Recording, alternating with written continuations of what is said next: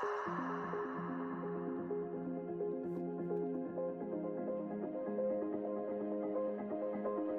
guys, welcome to the third episode of our configuration management explanatory series. In this episode, we are going to go over the CM-3, that is the configuration change control. But as always, your support means a lot to me, and one free and easy way to contribute and support the channel is by subscribing to help grow the channel. That is if you haven't done so already. Additionally, don't forget to give that like button a smash or a hit, and ring the notification bell to stay up to date whenever I release new videos. A lot of my viewers are not subscribed to the channel. Do consider subscribing to help grow the channel. Thank you, and let's dive right into it. Configuration Change Control, CM-3. Organization established a Change Control Board, that is the CCB, to review and approve or disapprove changes to the information system within the organization. Security Impact Analysis, the SIA, is conducted to evaluate the security implication of the proposed changes to the system. This control requires that records of changes and their impact analysis are maintained. This control also ensures that changes are reviewed and approved by appropriate stakeholders for a defined period for auditing and review purposes. Now, let's look at this in Ref 5. So this CM-3 configuration change control is actually selected for a moderate and a high system only, not selected for a low system. Now, let's read the control requirement for CM-3 configuration change control in Ref 5. CM-3, the configuration change control. The control requirement states that A. Determine and document the type of changes to the system that are configuration controlled. B. Review proposed configuration controlled changes to the system and approve or disapprove such changes with explicit consideration for security and privacy impact analysis.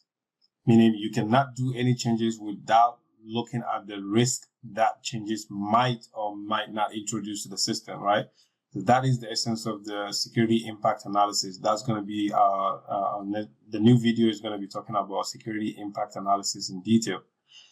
All right, moving on. C, document configuration change decision associated with the system. D, implement approved configuration control changes to that system. E, retain records of configuration control changes to the system for assignment. Organization defined time period. So whatever the time period for your organization is, if it is 1 year, 2 years, 3 years, 5 years, whatever the time period for record retention for configuration control changes to the system, that has to be followed. All right, moving on. F, monitor and review activities associated with the configuration control changes to the system. And finally, you coordinate and provide oversight for configuration change control activities through assignment, organization-defined configuration change control element that convenes selection here, one or more, either organization-defined frequency or organization-defined configuration change condition that will occur for them to convene to talk about the configuration change control. All right, now let's look at the discussion, right? So that is the regular, day-to-day English explanation of the control. So configuration change control for organizational system involves the systematic proposal, justification, implementation, testing, review, and disposition of system changes, including systems, upgrades, and modifications. Configuration change control includes changes to the baseline configuration, configurations, item of system, operational procedure, configuration settings for system component, remediate vulnerabilities, and unscheduled or unauthorized changes.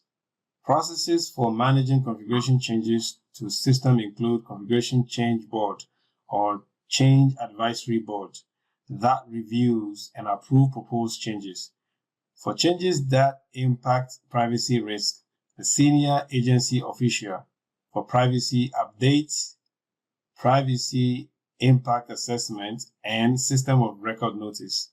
For new system or major upgrades, organization consider including representatives from development organization on the configuration control board or change advisory boards. Auditing of changes includes activities before and after changes are made to system and the auditing activities required to implement such changes. CM-3 has 8 control enhancements. Number 1 is automated documentation, notification, and prohibition of changes.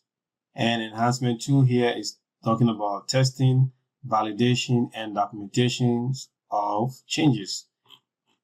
Number 3, control enhancement number 3 is automated change implementation. And enhancement 4 is security and privacy representative. Enhancement 5 talks about automated security response. Enhancement 6 talking about cryptography management. Enhancement 7 is talking about review system changes. And enhancement 8 is talking about prevent or restrict configuration changes. All right, now let's look at some importance of configuration change control.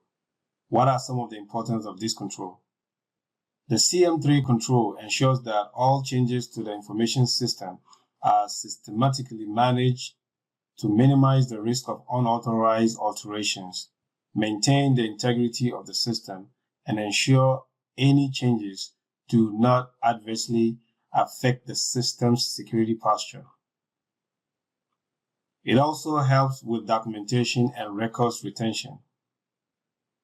This control is essential for maintaining a stable and a secure operational environment. This control is related to CM-4, which is the security impact analysis, which is going to be our next video. CM-5, access restriction to change. CM-6, configuration settings, and SI-12, that is the information output handling and retention.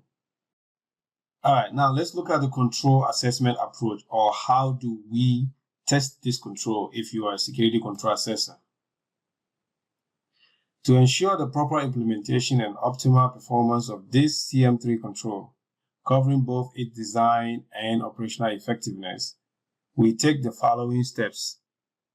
Obtain and examine configuration management policy and procedure, that is the -1. All right, and also we obtain and review the following documentation, right? The System Security Plan, the SSP, Configuration Management Plan, Configuration Management Policy, procedures addressing configuration change control records, and ticket. Whatever ticketing system you have in place to control who requested for the change and who approved the change. If it's going to be ServiceNow, Jira ticket, Azure DevOps, whatever change ticket you guys implement, these records are some of the records that will help you understand if the change control board is really effective, because does the change, get implemented into the production environment without the necessary approval? If so, then there's a problem, right? So you have to look at the change, ticket and all of that, Jira ticket, ServiceNow, Azure DevOps, whatever ticketing system that is being used, ask for some sample change control or change, requests, and see if the right approvals are in the ticket.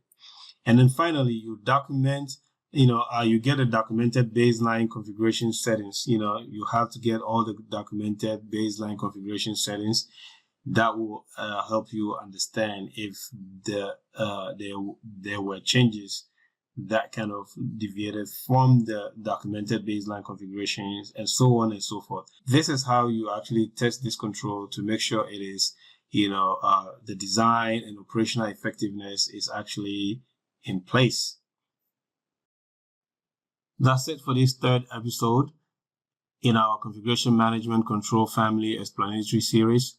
Please do like, subscribe, share, and comment on this video So the YouTube algorithm will expose these videos to lots of people who could benefit from these videos as well. Our next episode will be on CM-4, that is the Security Impact Analysis. See you in the next one.